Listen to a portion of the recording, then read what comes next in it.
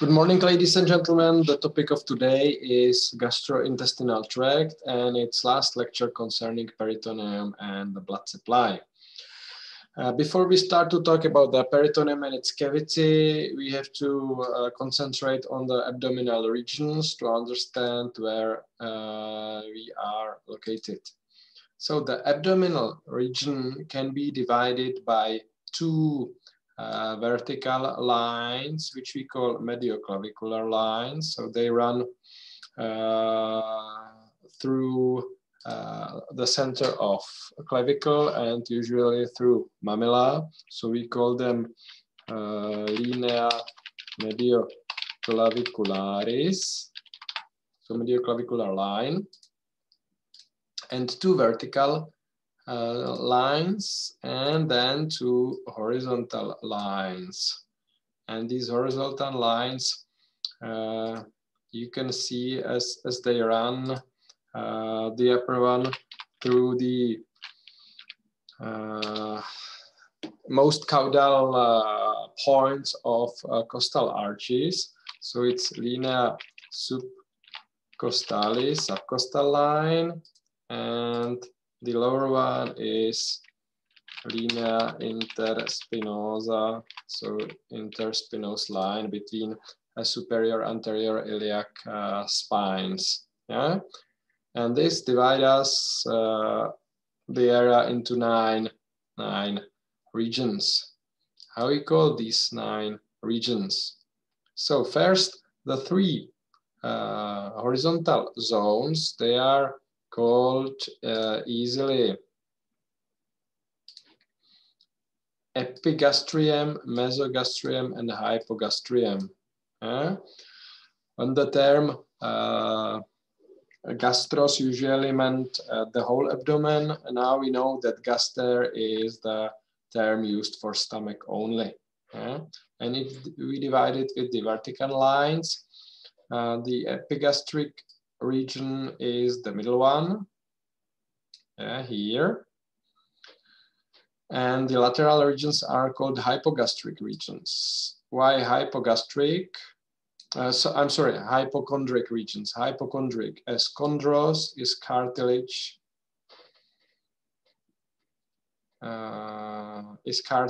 in Greek, and hypos in Greek means underneath. So underneath the costal cartilages, we find the organs on the right liver, on the left spleen. So the region here, which is covered by the cartilages, we call it right and left hypochondric region. Yeah. Then in the mesogastrium, the unpaired median region is called umbilical region, as the umbilicus is the most apparent structure here. And the side paired regions are called lateral regions. Yeah.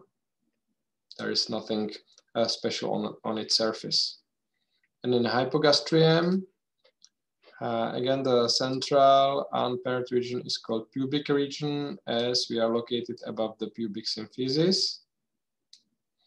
And the lateral regions are called inguinal regions, as in these regions we find the superficial inguinal ring. So these are the 9 regions, and now we go deep inside. Inside, below the muscles and the anterior abdominal wall, we find a cavity.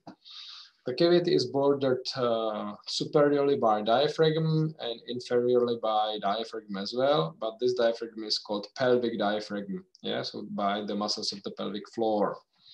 And this cavity we can call abdominal pelvic cavity. And this cavity we divide artificially into superior abdominal cavity and inferior pelvic cavity. It is really arbitrary, artificial division, and the border runs along the terminal line, linea terminalis, which divides the pelvis into greater pelvis and lesser pelvis. So then, remember that greater pelvis belongs to abdominal cavity, and it contains mainly lobes of small intestine. And lesser pelvis, it's the real pelvic cavity, yeah, and it contains urinary bladder and prostate, uterus, vagina, uterine tubes and ovary, and rectum dorsally. So this is the division of the cavity, abdominal pelvic cavity. And then inside this cavity, we find another cavity filled with fluid, and this we call peritoneal cavity. Yeah? So this is a rough scheme of peritoneal cavity. And the space outside, we call it extraperitoneal space.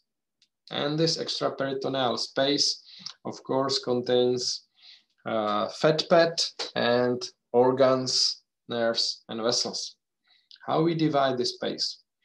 Again, artificially, we divide this space dorsally into retroperitoneal space, ventrally into preperitoneal space, and caudally into subperitoneal space.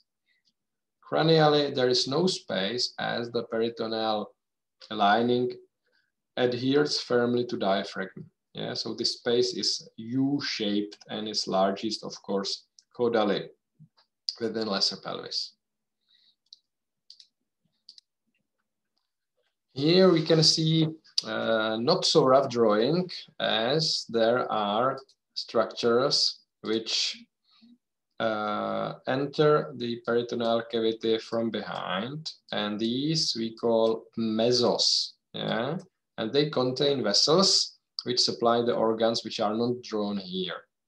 Yeah? So again, here we can see the cavity, but the cavity shows us that there are some mesos containing vessels, and here caudally we can see this is uterus, this is rectum, and here we have the urinary bladder, so vesica urinaria, and you can see that there are two pouches in front of and behind uterus, and we will talk about then about these pouches. Altogether, the recesses, the pouches of peritoneum we call recesses. So now we are getting into the details, but first, what is the content of the extraperitoneal space? Mainly retroperitoneally, there are important structures. Yeah? All you can see here. So you can nicely see here large vessels. That means abdominal aorta. Yeah, so aorta abdominalis in here. On the left side, on the right side, inferior caval vein, vena cava inferior. Large vessels and their branches. And of course, suprarenal glands, which we can see here above. Yeah. Suprarenal glands, which are endocrine organs producing corticoids, adrenaline and noradrenaline. So suprarenal glands. Below, of course, we find kidneys, nicely visible. Then there are paired excretory urinary tract tubes, which we call ureters, yeah, which take urine from kidneys to urinary bladder. And other structures are autonomic plexuses and ganglia. They are not drawn here, but they are located as all the autonomic plexuses around vessels. So mainly around abdominal aorta. Then of course, lymph nodes and lymph trunks. They are also not drawn here, but we find them on sides of the large vessels. We find them in between. We find them, of course, even in front the large vessels, smaller ones, but they are located there, yeah? And the rest is filled with retroperitoneal fat pad. But what we miss here as well are so-called secondary retroperitoneal organs. And you already know them from previous lectures. So secondary retroperitoneal organs are organs which used to have their meso, but then due to rotation of the primitive gut, they change their position and they get retroperitoneal. And they are duodenum, except the first part, which is called bulbus. Pancreas, except its left part, which is called cauda. And its ascending and descending colon,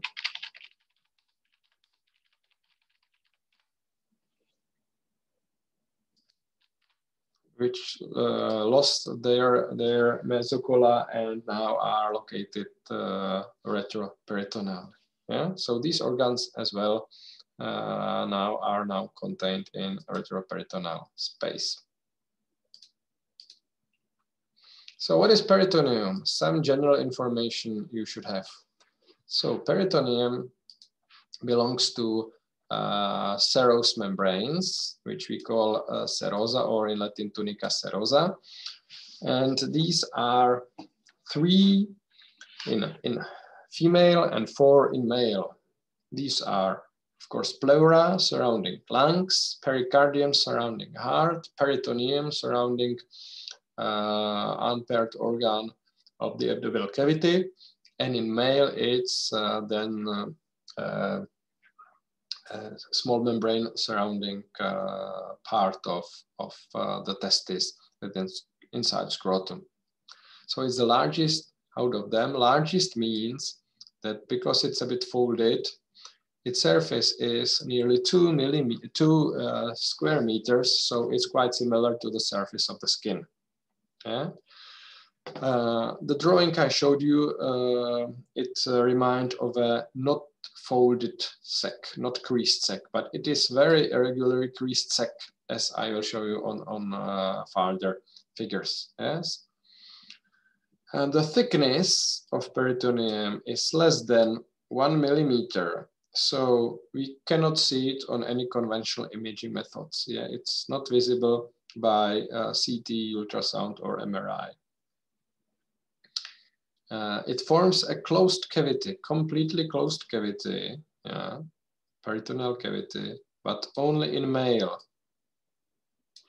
In female, it is not a closed cavity, as the lateral ends of the uterine tubes, which are called abdominal ostia, they are opened inside the cavity. Why? We will talk about that later in genital system. Yeah? So the cavity in female can communicate via uterine tube with the external environment.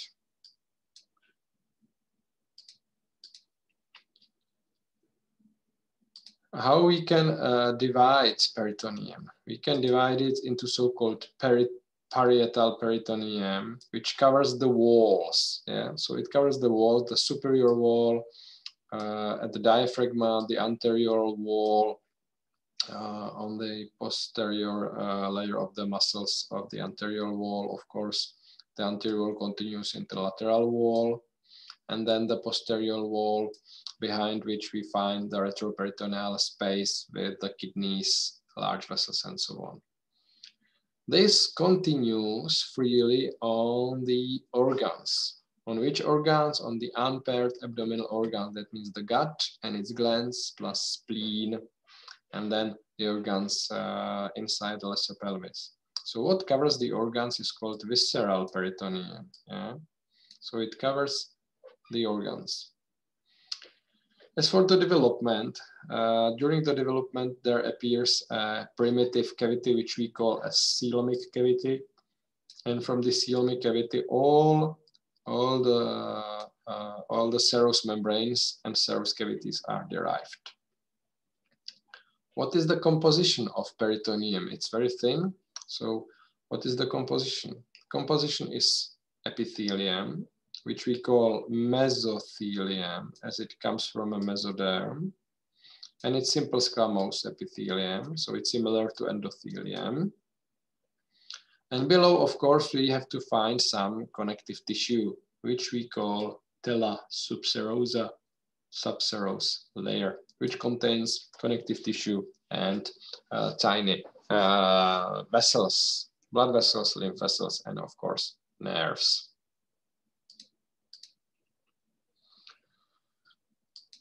What is the content of the cavity? The cavity contains 100 to 200 millimeters of a fluid, and this fluid allows movements of the organs. In thorax, in pleural cavity, the fluid is there so that you can easily breathe and extend and collapse the lungs. In pericardium, it's for movements of the hearts, as it beats and contracts. And in abdominal cavity or in peritoneal cavity, the fluid is there to allow peristaltics, which are movements of the gut during digestion. So the fluid, 1 to 200 millimeters, is called peritoneal fluid or liquor peritoneum. As we said, there's a large absorption surface. So the peritoneum can absorb fluids. So you can administer there during treatment processes, for example, physiological solution or some antibiotics. But of course, there's a problem if there is an inflammation. So the bacterial toxin can be absorbed as well, during the inflammation, which is called peritonitis.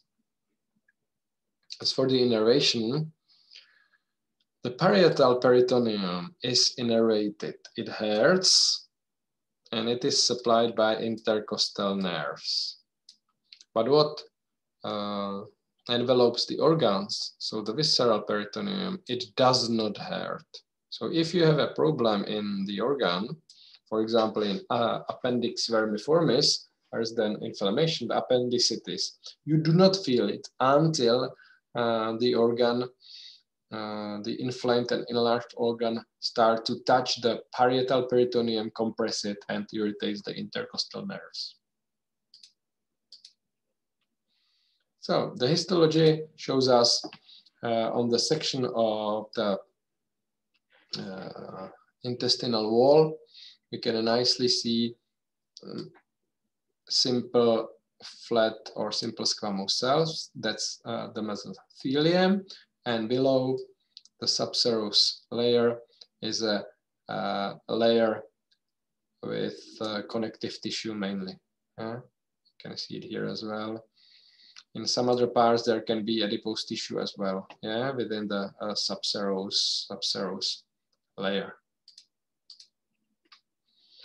So now when we come to the cavity, you can see it's folded. This is still a scheme. This is not a real figure, as the space here is too large. In reality, it is filled with the loops of intestine. But this should show you how the organs are covered. What is red here, that's the parietal peritoneum, So red is peritoneum parietal. And what is blue?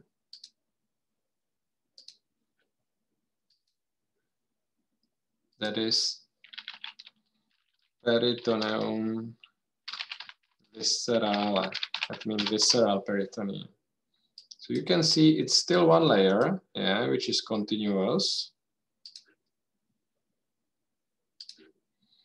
But here, where the organ starts to be suspended from the posterior wall ventrally, so this is the meso, and in case of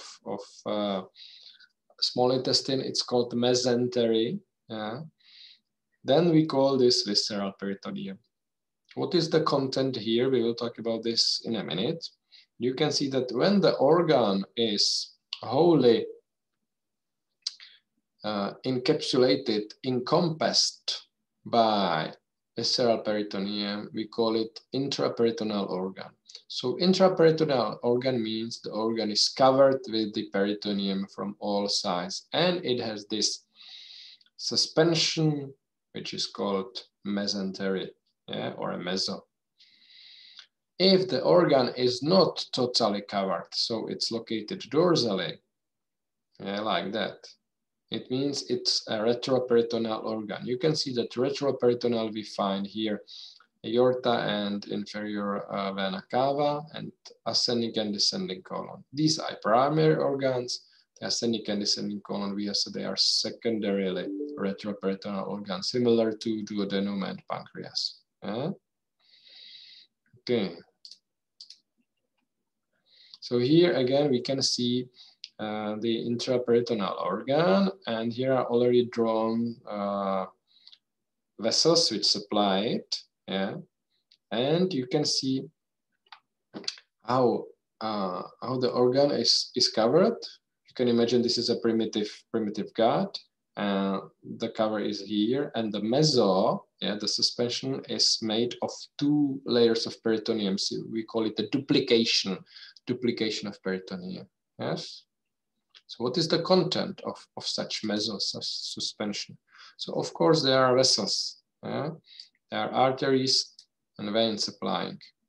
Of course there are lymphatic vessels and sometimes even lymph nodes. When the meso is large, like mesentery, it contains also lymph nodes. There are autonomic nerves branching from the autonomic plexuses around aorta, and they run as a plexuses around vessels.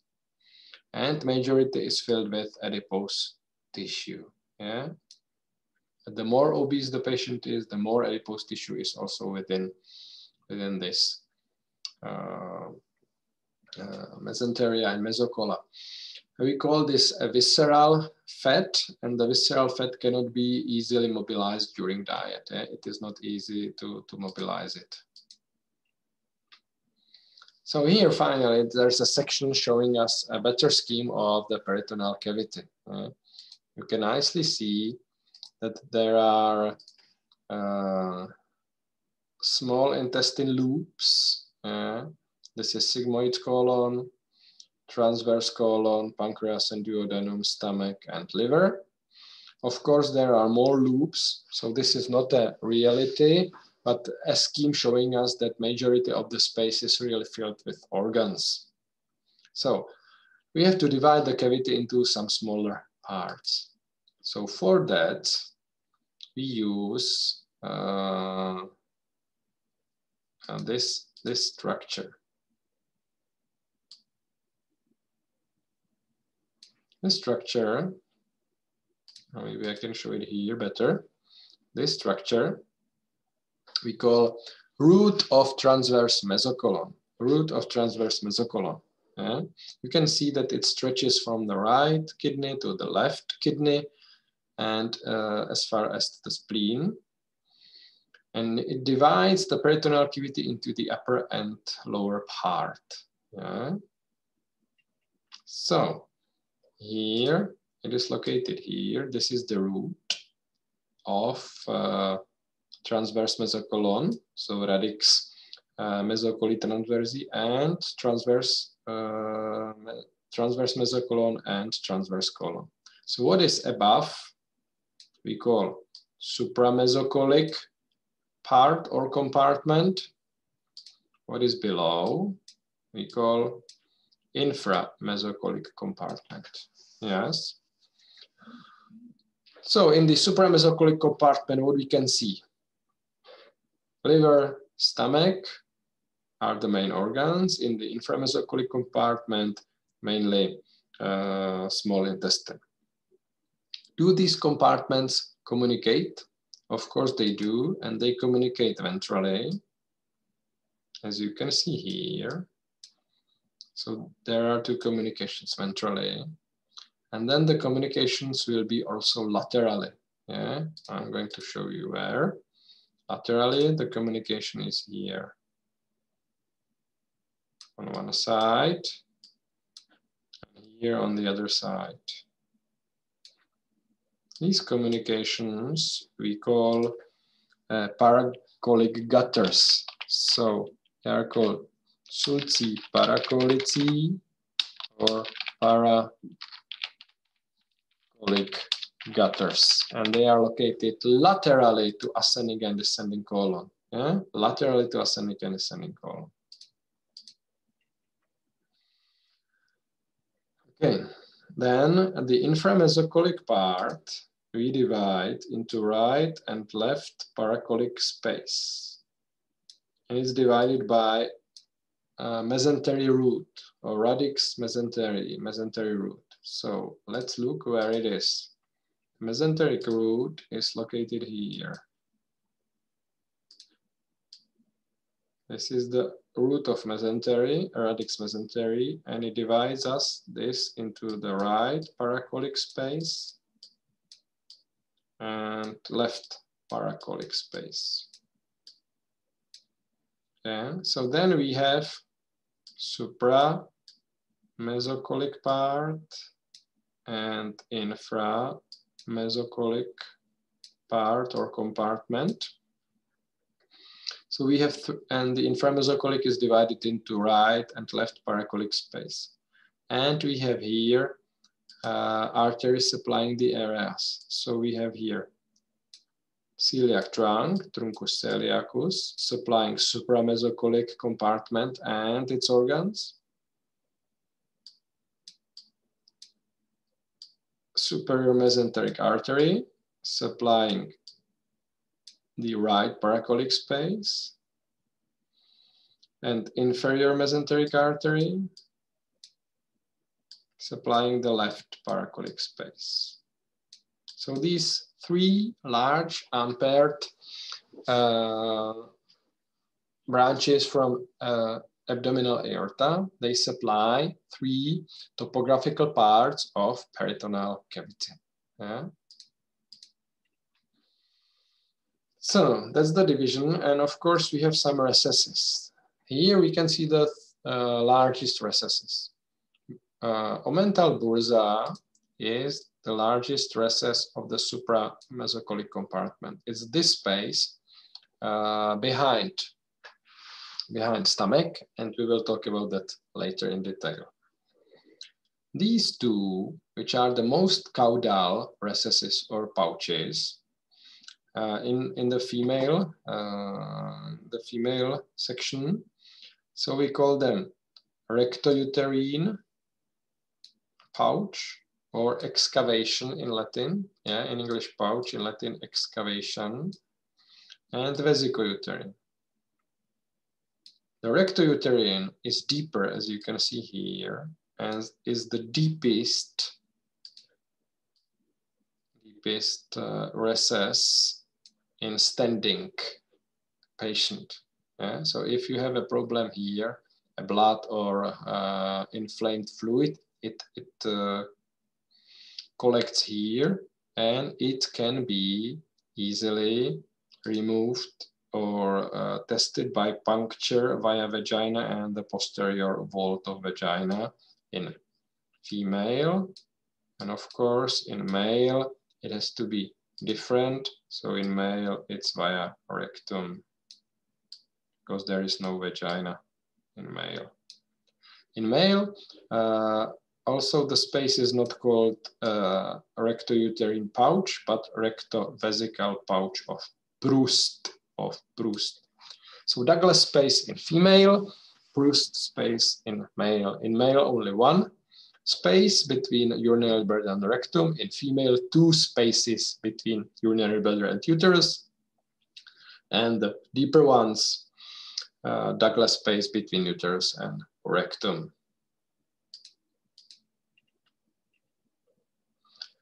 So this figure shows us again the division into supramesocolic and inframesocolic compartment. And here we can show the root of mesentery, radix mesentery, dividing it into the right paramesocolic and left paramesocolic space. Huh?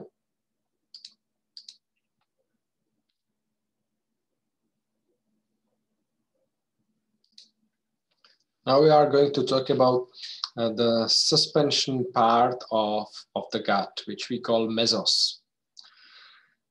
This figure shows us primitive gut, and in primitive gut, of course, the primitive gut is in coelomic cavity, which we can see here, and the primitive gut is suspended to the posterior and to the anterior wall as well. Yeah? But what is the difference between the anterior and posterior suspension? The anterior suspension which is called mesogastrium ventrale. So ventral mesogastrium. It is not present on the whole length of the gut. So if we look at the gut in sagittal section, so this can be the gut, and the gut has got ventral mesogastrium only here, so only at the level of the foregut. So here will be foregut, and this is then gut and the hindgut.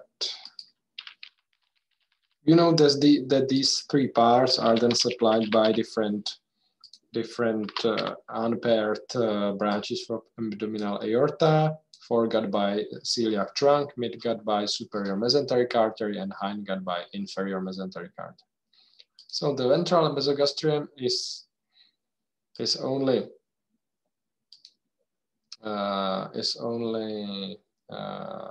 in the extent of the foregut. The dorsal mesogastrium is, of course, in the whole extent. What is the then here this distal end or the border? This distal end or the border is ligamentum teres hepatis, which you already know as the round ligament of liver, the remnant of umbilical vein. Yeah. So then it means that the ventral mesogastrium is only in the extent of liver. Yeah, and then it's missing. And of course, the vessels, as I said, the vessels come from dorsal aspect from aorta. Yeah. And it's the celiac trunk and the superior mesenteric artery and the inferior mesenteric artery.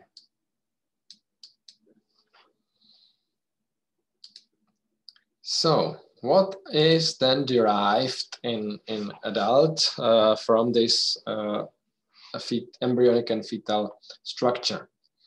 So what is in between liver and stomach and the anterior wall? So ventral mesogastrium is this area, and the liver grows into the liver butt, or even the vertical growth ventrally into the ventral mesogastrium, and then the liver is formed.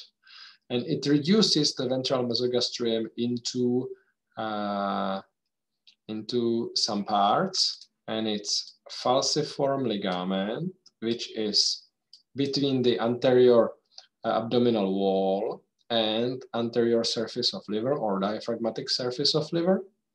And then this, which connects stomach and liver.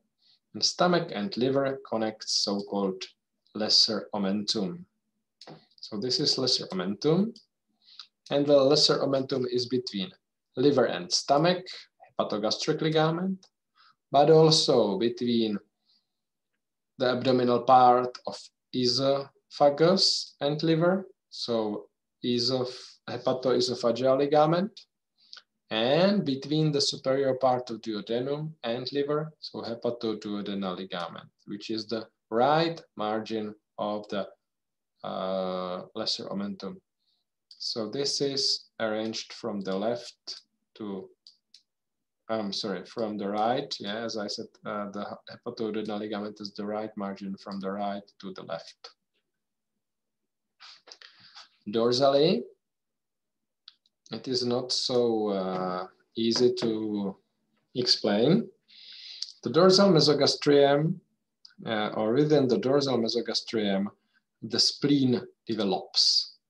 The spleen is an immune organ, so it comes from a mesoderm, so it develops inside the mesogastrium, yeah, between the right and left layer of the visceral peritoneum, the spleen develops there. So it's totally covered, as you can see here on this.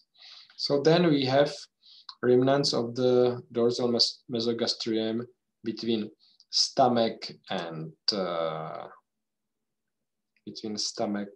spleen, which we call gastrosplenic ligament, and between spleen and the posterior wall, which we call splenorenal ligament. And of course, around there are some other ligaments like phrenicosplenic, gastrophrenic, gastrocolic ligament. But the largest structure derived, which is not drawn here, and I will show you it later, is the greater omentum. So these are the final structures and derived from the two transient embryonic and fetal structures.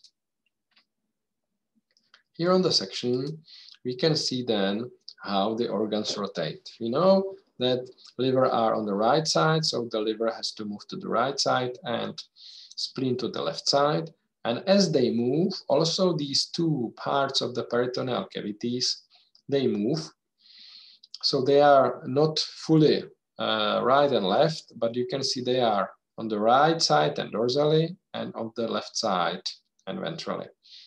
And due to the rotation, this part of the right space gets behind the stomach, and the space behind the stomach we call lesser sac, or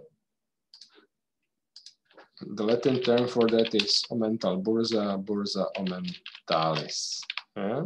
Why it's called lesser sac? As it's a smaller part of the peritoneal cavity. The rest is, of course, then called greater sac. Yeah? The rest of the peritoneal cavity. The entrance into the Omental Bursa, into the lesser sac, will be then called foramen of Winslow. Yeah? If we look here on this sagittal section, we can see the space behind stomach, yeah, the Omental Bursa, which, or the lesser sac we can see here. And this part developed from the posterior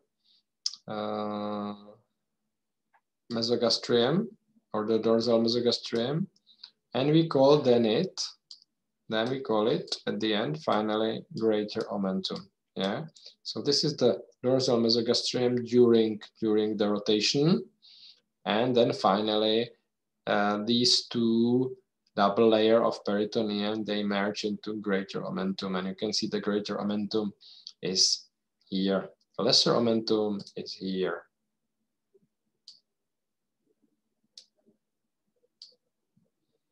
So, to conclude, lesser omentum is between liver and stomach, greater omentum is between stomach and, as you can see here, the greater omentum between stomach and transverse colon.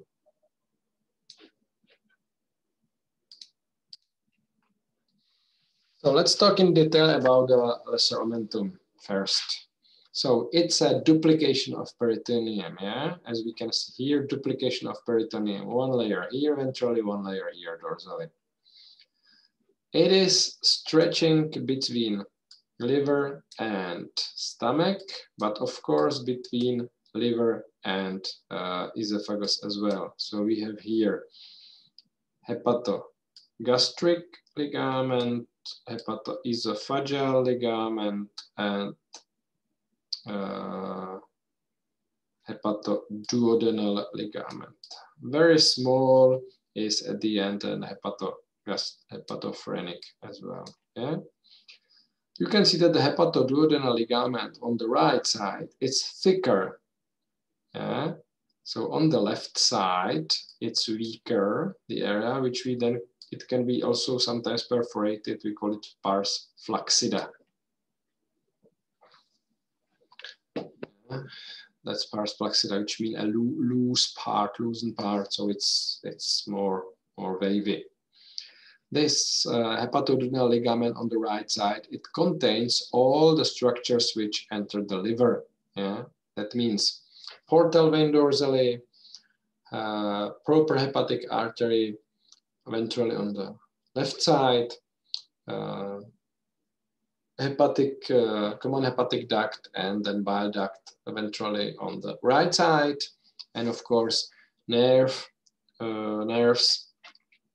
hepatic plexus, and lymph vessels, and some small lymph nodes as well. Yeah, so they are contained within peritoneum, and we call it hepatoduodenal ligament. So the function of the ligament is not to fix, but the function is to carry neurovascular structures.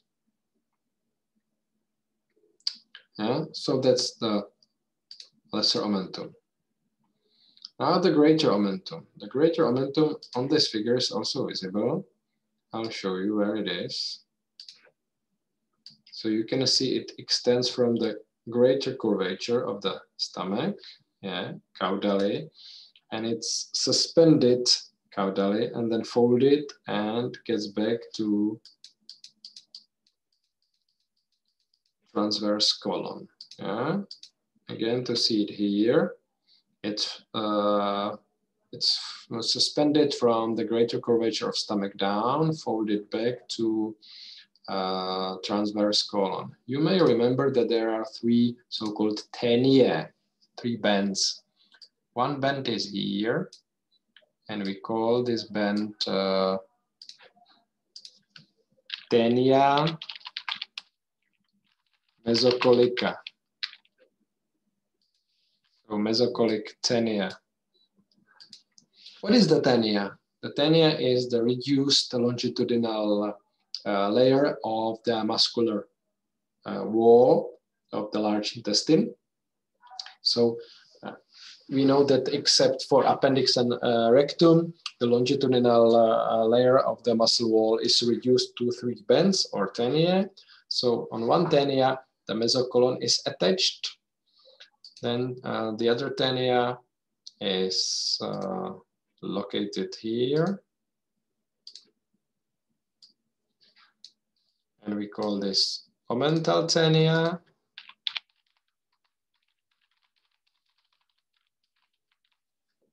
And it serves for attachment of the greater omentum. And then finally, we have another one, which is located here. And this we call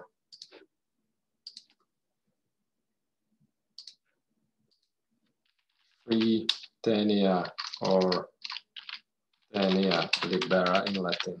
Yeah? Tenia libera. So we have three tenia, and each two of them serves for attachment of the mesocolon or of greater omentum respectively. Yeah? So now we know that the greater omentum is formed by two layers, and each of these layers is of course a duplication of peritoneum. So 2 and 2, it's altogether 4 layers of peritoneum. We know that it begins from the greater curvature of the stomach, and it's attached to the transverse colon. The upper part is called gastrocolic ligament. I'm going to show the gastrocolic ligament in a minute. Yeah? To the left side, it continues to spleen, so it's continuous with the gastrosplenic ligament. Yes, the gastrosplenic ligament is also derived from dorsal mesogastrium. And the right margin reaches to the top of the duodenum. It's the largest fold of peritoneum. And now let's look what is the gastrocolic ligament. The gastrocolic ligament is this upper part. So between the greater curvature and transverse colon, as it is attached to that, as we can see here on the section. So it's this part of omentum is called gastrocolic ligament, and then this is the free omentum. So sometimes it's called omental apron. Yeah, omental apron. So that's all for the omenta. and their structure. Here you can see the photo of the greater omentum, how it's suspended from the stomach here, and duodenum, yeah, and then this is the free margin of the omentum. Yeah. So inside the omentum is there are some interesting structures, vessels, and on the omentum we can find something which is called the Milky Spots. Yeah, you do not find much information in the books, and these Milky Spots are capillary loops. So they are called sometimes pseudoglomeruli, composed of white blood cells, of macrophages, lymphocytes, yeah? And in lymphocytes, we can find here plasmatic cell, mast cells, and reticular cells as well. So the function is immune. They are quite small spots, as you can see. Some of them can be even visible by a naked eye. And the number in adult is 2 per 1 square centimeter. They are located especially in the greater omentum, but we can find them a bit inside mesentery, so inside the meso of the small intestine, and of course on pelvic peritoneum as well.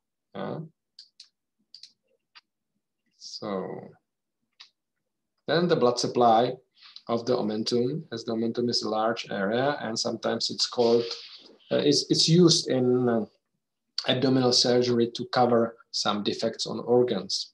So the blood supplies comes from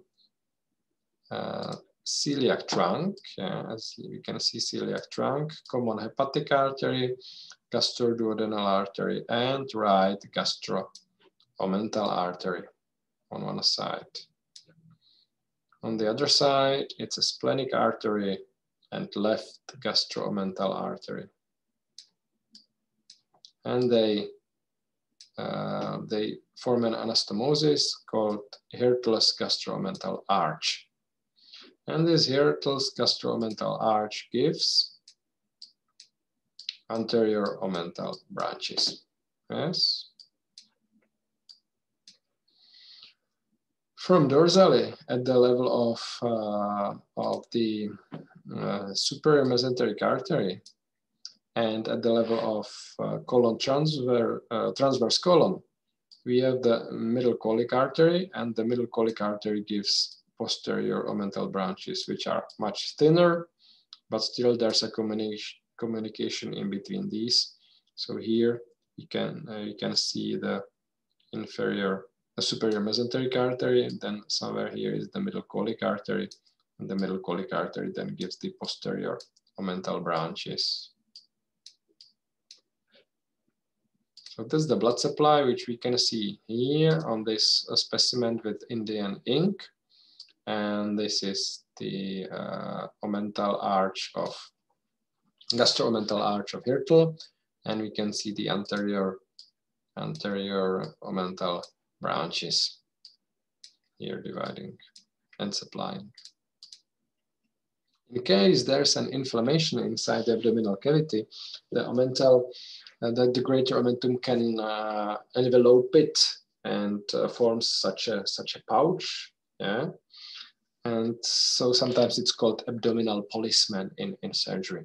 Yeah, this is a view from dorsally, where we can see the transverse colon here, and then the branches from the transverse colon supply from the middle colic artery. They are then called posterior omental branches, but they are smaller, so they are not well visible in these specimens. Okay, what we can find within the tissue: fat, of course, milky spots, and sometimes even here an accessory spleen. Yeah, so the as we said, access spleen is formed inside within the mesoderm of dorsal mesogastrium. So here are some small splenic nodules. So these are accessory spleens, as you can see here on the section where we can see mainly the white pulp. Okay, this is a section drawn by Netter. So this is not resembling CT. CT is a view from below. This is from above. Yeah. So all the time before you start to look at the figure, read what is written there, so you can see that the liver is on the right side. Yeah. So this is a view from above. Then of course here's a stomach on the left side. And this is a spleen. And then we have here the space which we call lesser sac or Omental Bursa. And here is the entrance from the right side. So this is Omental Bursa behind stomach. And what is the here? This structure. This structure is omentum minus, so the lesser omentum. And this is hepatogastric ligament. And this is a hepatoduodenal ligament. Yeah, so altogether it's lesser omentum. And what do you see inside the hepatoduodenal ligament? Hepatic portal vein dorsally, branching of proper hepatic artery on the left side ventrally, and on the right side, common hepatic duct and cystic duct. Okay.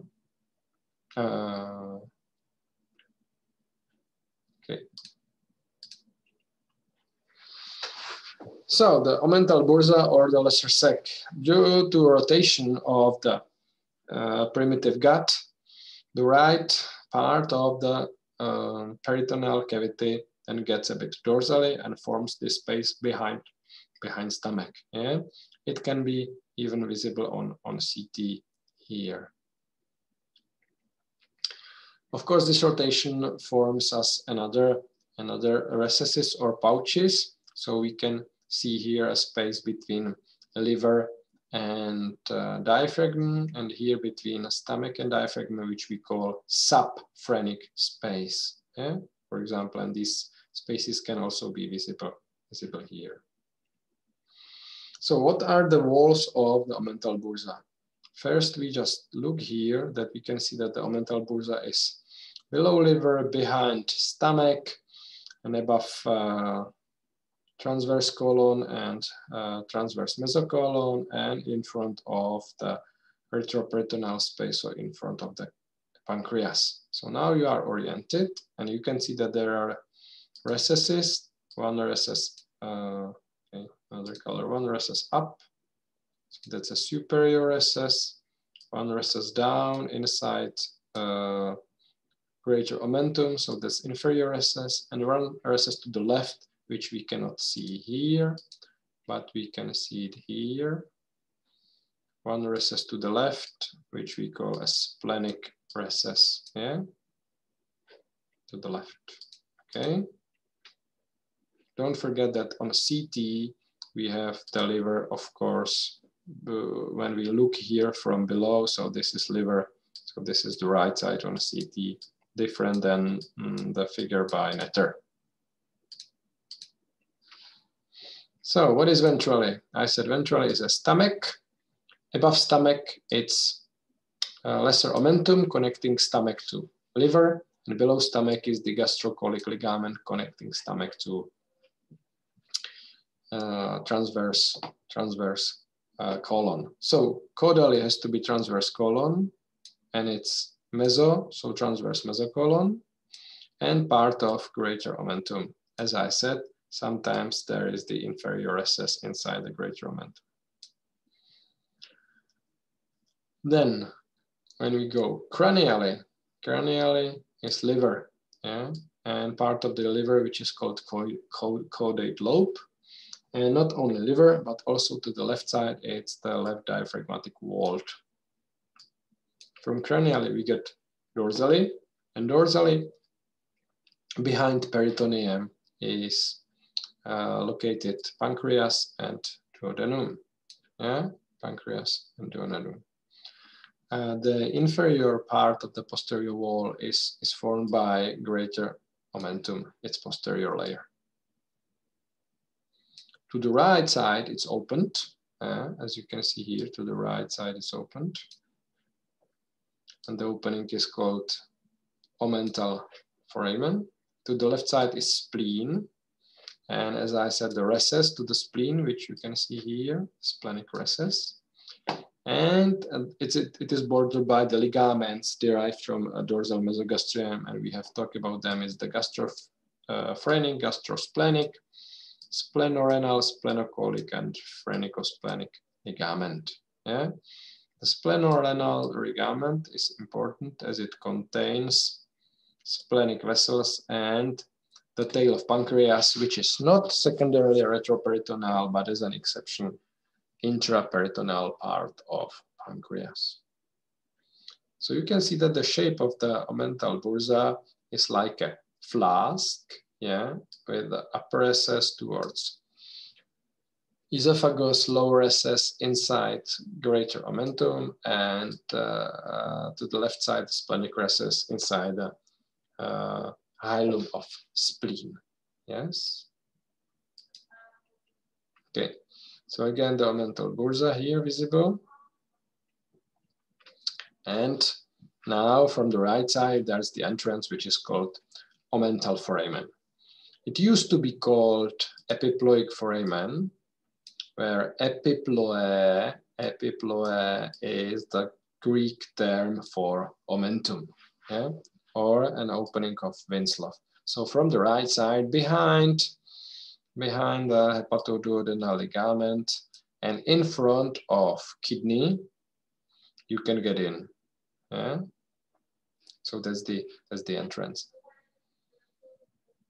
So what is the border of the omental foramen? Ventrally, it's the right margin of the lesser omentum, which we call hepatoduodenal ligament.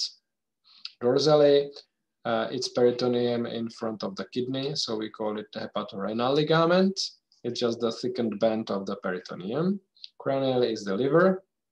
And if you'd like to go into detail, it's the caudate lobe and the caudate process of the caudate lobe. And caudally, it's peritoneum covering the first part of the duodenum, so the bulb or ampulla. Yes. So that's all for the Omental Bursa. And now, during the development, you can see how the greater omentum here is with the recess, and when it's enlarged and attached to transverse colon, then the recess gets smaller. And why we should know about the Omental Bursa? Of course, it's a pouch where a fluid can be covered, that can be collected. But if we would like to operate on pancreas, we can use 3 approaches.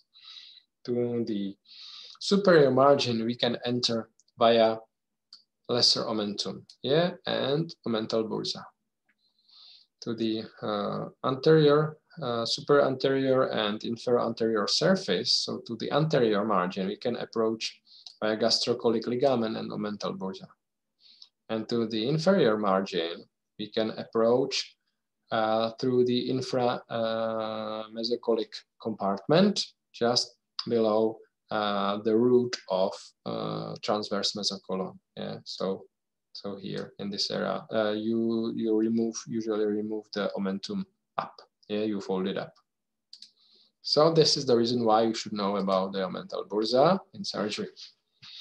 So we have talked about the organs which are suspended, so they have their mesos. So how we call the mesos? So for the small intestine, we have mesenterium. We know that enteron is the Greek term for the gut, for intestine in Latin.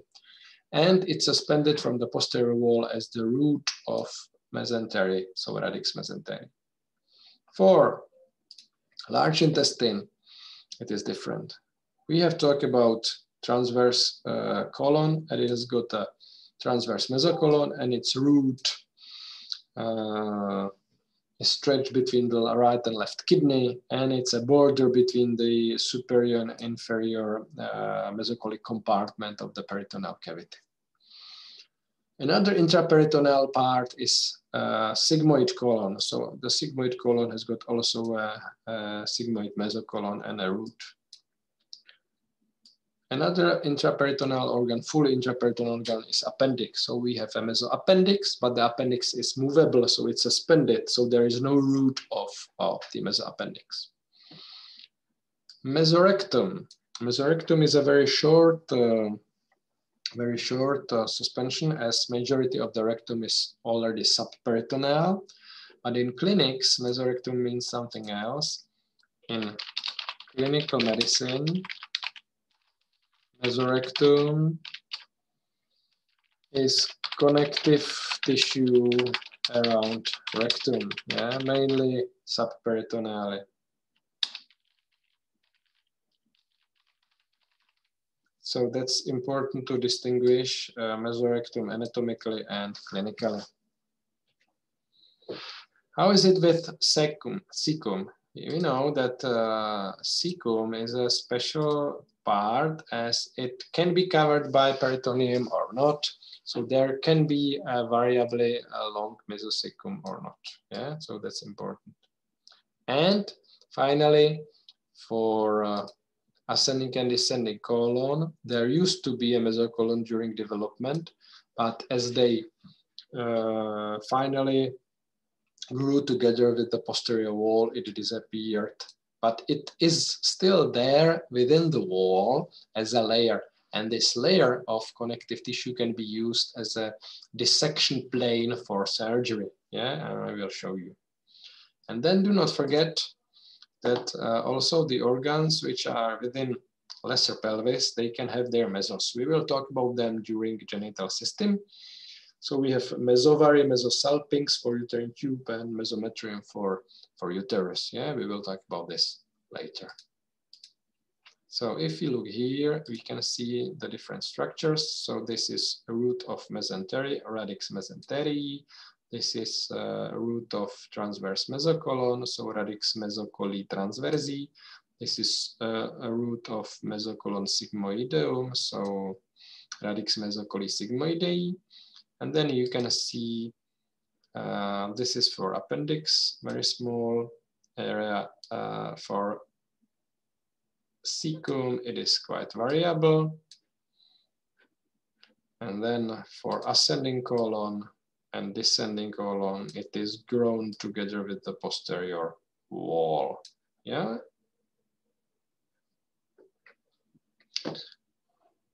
The mesovari, mesosalpinx, and mesometrium are located here in lesser pelvis.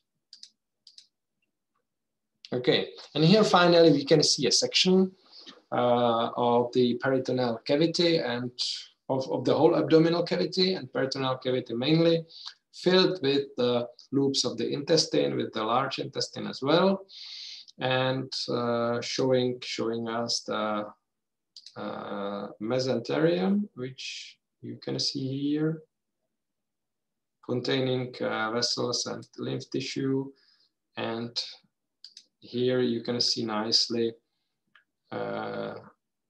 widely lying or sitting ascending and descending mesocolon on the posterior wall.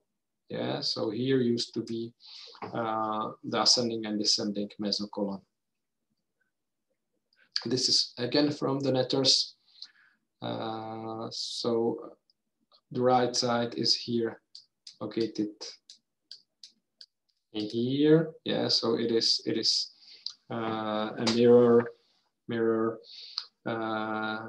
image to CT, as this is inferior vena cava located on the right side.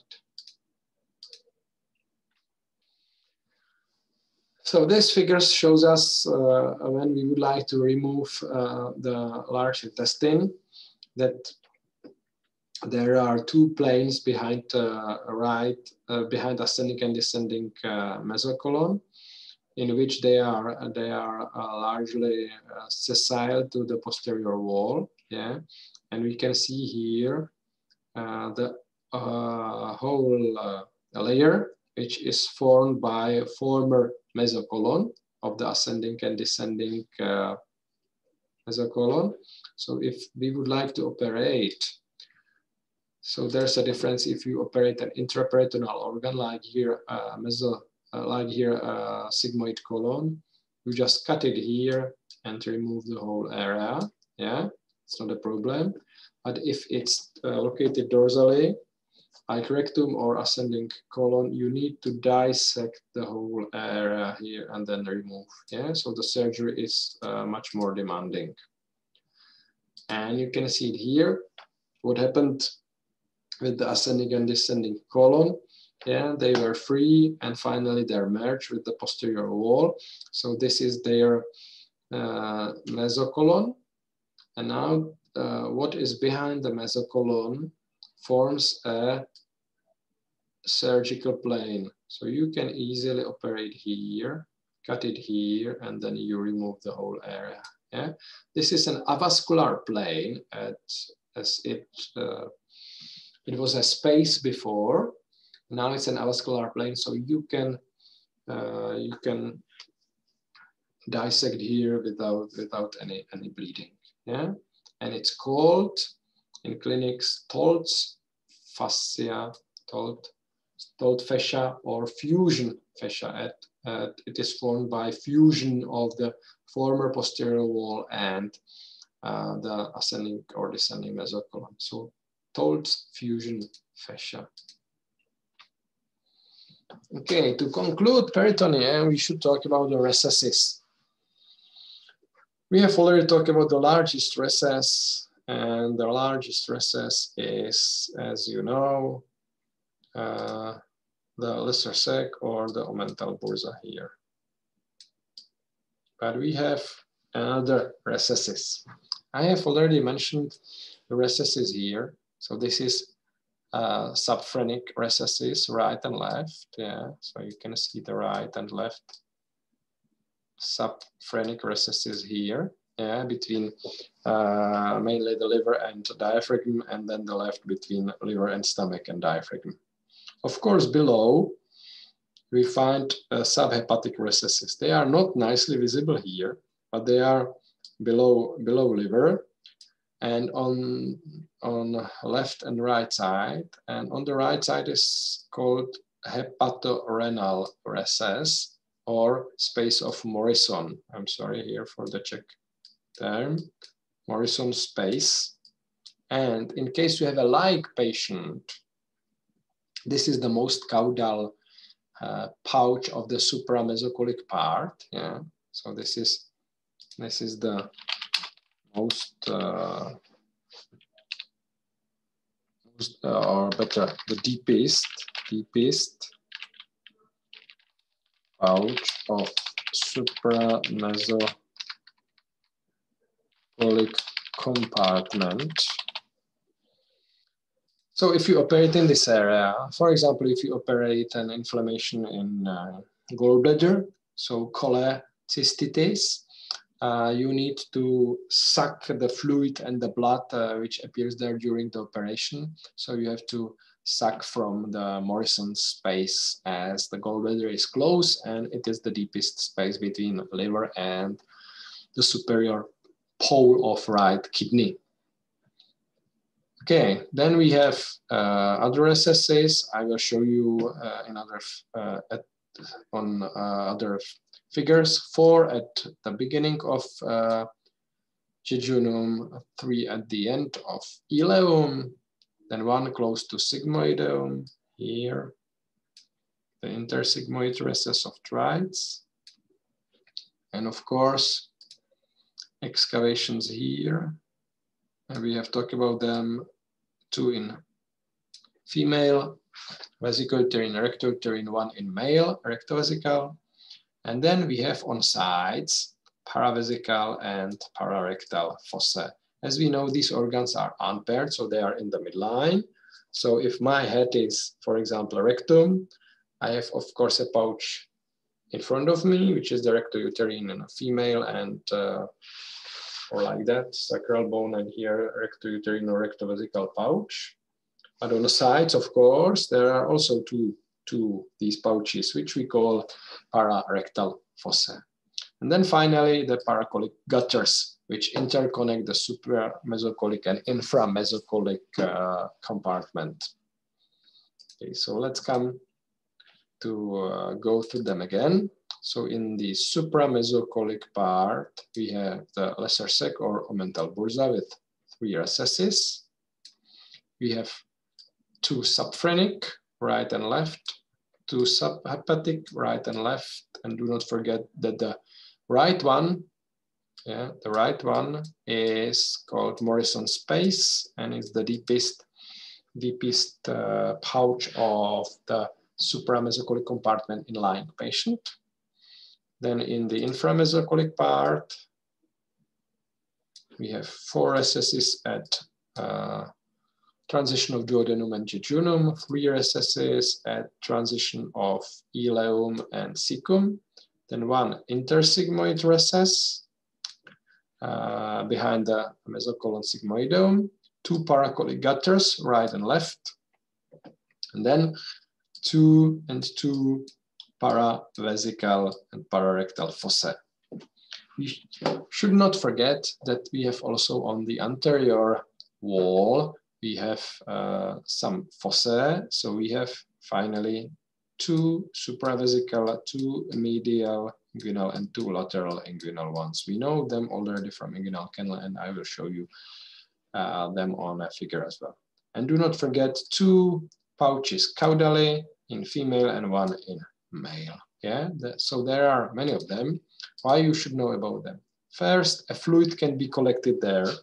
Second, a loop of intestine can be entrapped there. And so something which is called internal hernia can develop. These hernia are quite rare, but if they happen, it is not easy to diagnose them. Yeah, so internal hernia when a loop is entrapped. So here what we can see is a cut terminal portion of duodenum and beginning of jejunum. So this is already mesentery. And we can see here, 4 most common recesses. And the four most common recesses are superior duodenal and inferior duodenal recess. As you can see, they are present in majority of the population. And in some of the people, we can find paraduodenal and even a retroduodenal recess. Then there can be some other recesses. These recesses are not important for you to know. They are here just to show the variability of the area. Yeah. So please learn these 4 recesses, which are located at the duodenal flexure. 2 of them has been described by Czech anatomists Václav Trajc and Wenzel Leopold Gruber. So we are proud of them. Yeah, here you can see how they are drawn in a different books, surgical books. So the recesses are really such small pouches where a loop of small intestine can be entrapped. Sometimes in these folds, and the name of the folds are not important for you, some smaller vessels travel. So at the end of small intestine, we have 3 recesses, and we have superior ileocecal and inferior ileocecal recess, just above and below the end of ileum, and a retrocecal recess, which is important as we can find appendix most commonly behind cecum in a retrocecal position, in 2/3 of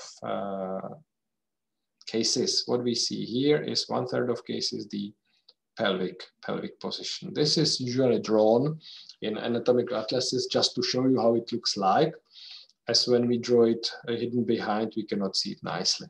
Yeah. So these are 3 recesses at the ileocecal transition. Then we have 4 recesses close to liver. So we have right and left subphrenic recess, and right and left subhepatic recess.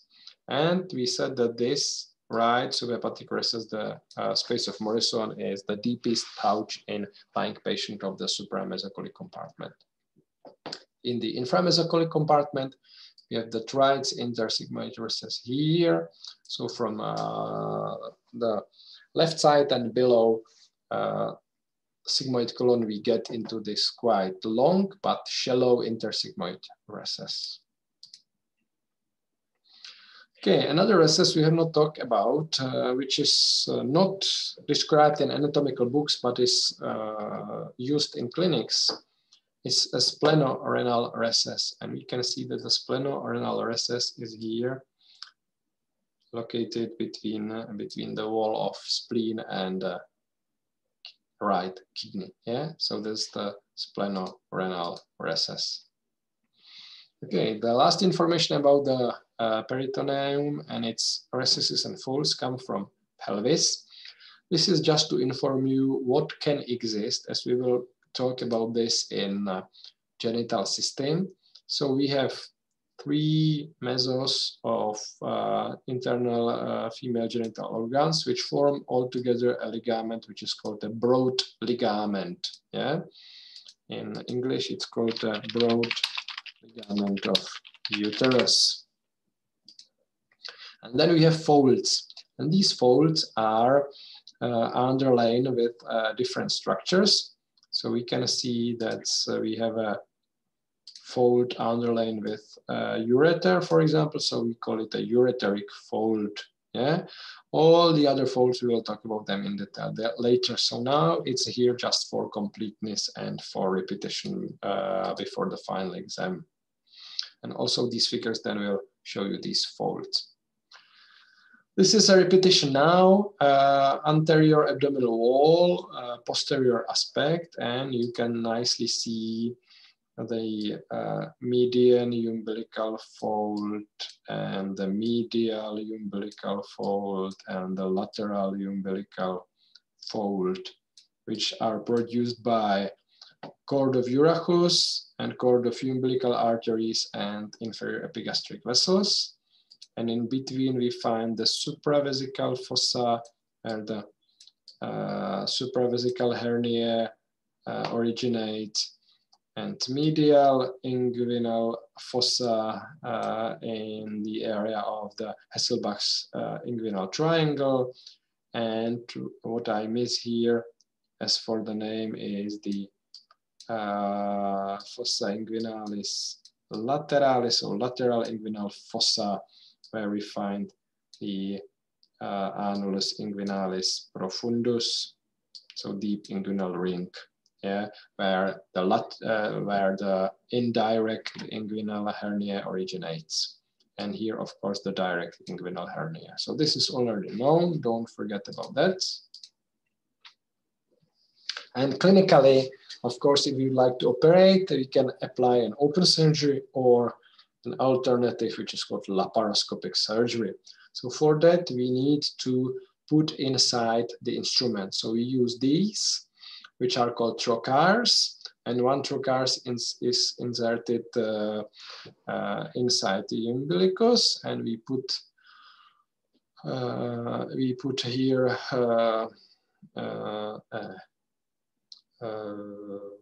the instruments, and then we can put camera and light using some other entry points, as you can see here. So you can use 2 or 3 of them, or even 4. First, what you need to do is to fill the peritoneal cavity with carbon dioxide to make a space there between the organs. Then the carbon dioxide is of course absorbed freely by the vessels after the operation. And then you can operate here. Yeah. So this is what you will see then in clinics. What you will see in clinics is a peritoneal dialysis. As we know that the surface of the peritoneum is quite large, up to 2 square meters, you can fill it with the fluid, and the fluid can, based on a semi-permeable membrane, it can cause an exchange of the content of the blood. So this is an alternative to classical dialysis, and it can be performed by a patient himself or herself during the night. Okay, so that's the peritoneal dialysis, yeah, as you can see here how it's performed. It could not be applied to all the patients, but it is an alternative.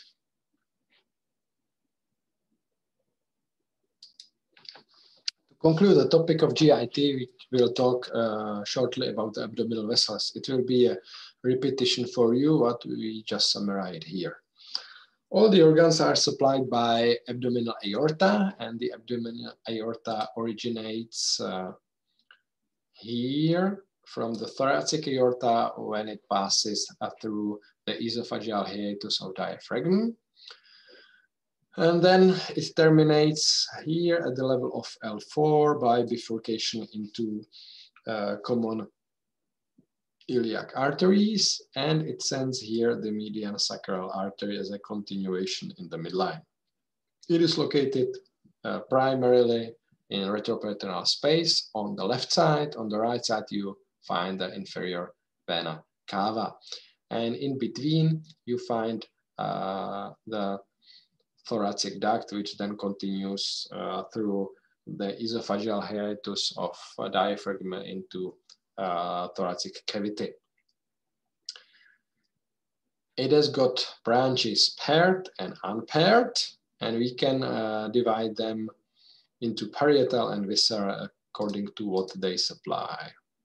So as for the parietal branches, they supply the wall. So we have 4 pairs of lumbar arteries supplying the muscles. So the psoas major, the quadratus lumborum, the crura of diaphragm.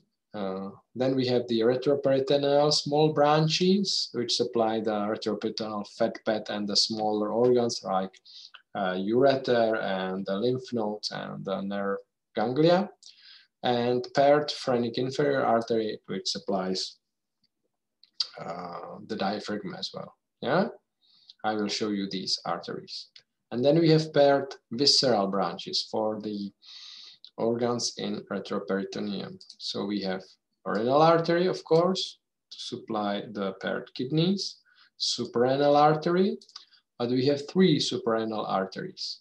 We have the middle one, which is direct from aorta. We have inferior one coming from renal artery, and we have superior one coming from inferior phrenic artery. Yeah. So that's why the direct branch of aorta is called middle suprarenal artery. We can have accessory renal artery in up to 30% of cases. We will talk about this in urinary system then. Yeah, it's very important for the clinics. And at the level of L2, we have the testicular or ovaric artery, depending on the sex, of course. Why they branch here so cranially, as the gonade develops here from the mesoderm of intermediate mesoderm at the level of L2, and then it descends in female into lesser pelvis, in male through the inguinal canal into scrotum. Yeah, so please remember this. And now look at the figure. And the figure we can see the blue are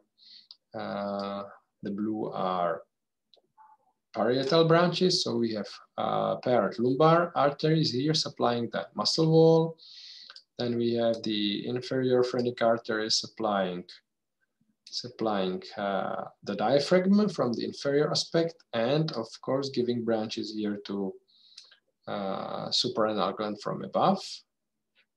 So the superior suprarenal arteries. And then the retroperitoneal branches, which are not drawn, so they are just branching here like that. Yeah, for the fat pad and the ureter and ganglia and lymph nodes. As for the paired visceral, we have the renal, and we have the middle suprarenal, and the inferior suprarenal is here, yeah, branching from renal artery. So then the kidney has got 3 different arteries. And of course, the ovaric or testicular at the level of L2 as they descend down, caudally. Yeah, in this case, it's drawn as the testicular artery passing through the inguinal canal here. And then these green ones, you already know well, are the unpaired visceral branches of aorta.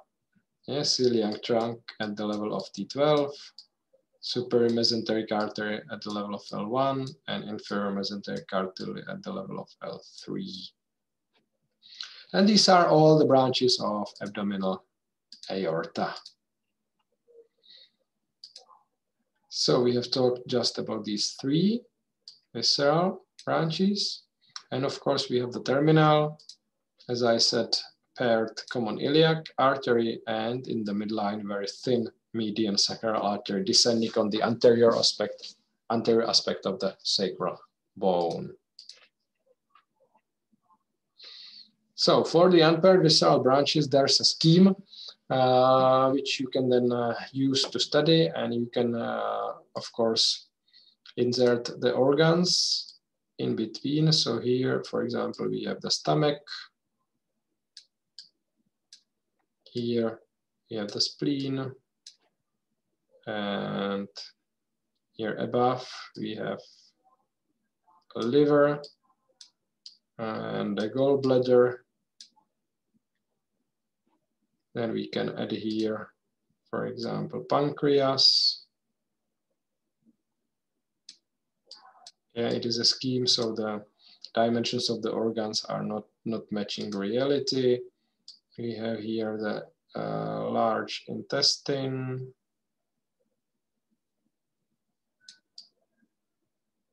In this area, and appendix. And we have here the small intestine.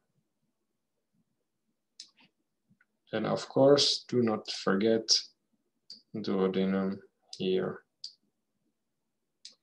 So then all the organs are put in this scheme, and you know that celiac trunk, superior and inferior mesenteric artery, they supply the descendant of the primitive guts, of the foregut, midgut, and the hindgut, respectively. All the blood is then drained into the liver via the portal vein. Yeah, so all the unpaired organs, abdominal organs, including spleen, they are drained via the hepatic portal vein into the liver. And if you would like to operate here, to remove the organ or to transplant the organ, you have to know the vessels in detail.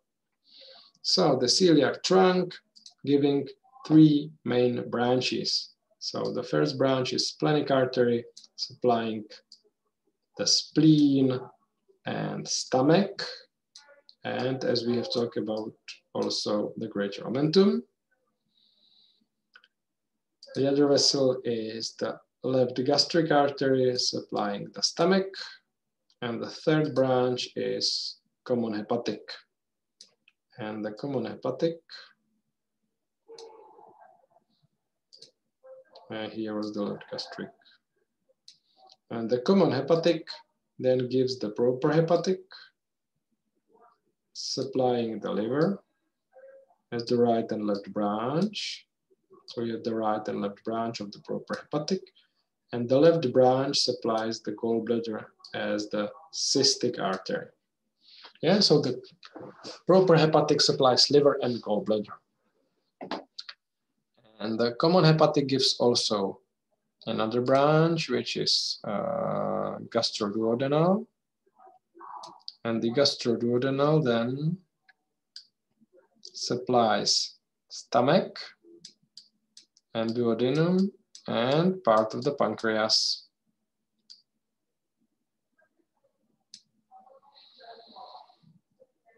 Yes, so this is the main branching of the celiac trunk. If you look at this, which is selective angiography of celiac trunk, and this digital subtraction angiography, so you can nicely see here the contour of transverse colon. So then you can see all the branches here again. So the celiac trunk branching into the splenic artery, which is usually tortuous, into the left gastric and into the common hepatic, and the common hepatic then gives proper hepatic. Yes, and the gastroduodenal here. So this is, for example, one of the clinical applications so you can understand well the vessels. And the blood supply of the stomach is then assured by the left gastric artery, which is direct branch from celiac trunk, and the right gastric artery, which is usually branch of the proper hepatic, sometimes branch of common hepatic, it depends, yeah, either here or here. In 33%, maybe it's from common hepatic.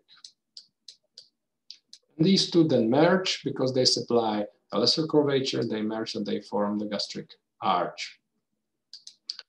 For the greater curvature, we have the gastro-omental right, which is branch from the gastroduodenal, which is branch from the common hepatic, and the left gastroduodenal, which is branch from the splenic artery. So they form the gastro-omental arch of Hirtula, which also supplies the greater omentum. And then some smaller branches, short gastric artery supplying the fundus from splenic artery, and on the way, behind the posterior wall, there's a posterior gastric artery present, which supplies the posterior wall. To see it on the figures, so we can see the short gastric artery is here, and this is the posterior gastric artery. Not present in all cases. Caudally, we have the left gastro-omental from splenic and right gastro-omental from gastroduodenal. For the greater curvature, for lesser curvature, we have right gastric and the left gastric. Yes.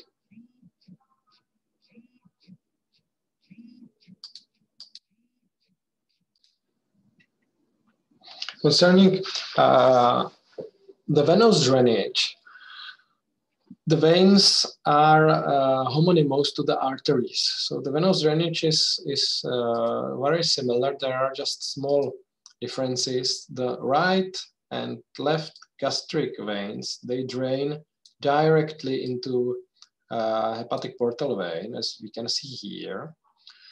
And the right gastro-omental vein drains into superior mesenteric vein, as we can see here.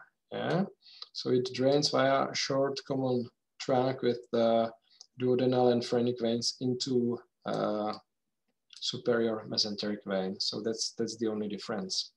We can see here communications with the esophageal veins, and this is then the base for esophageal varices.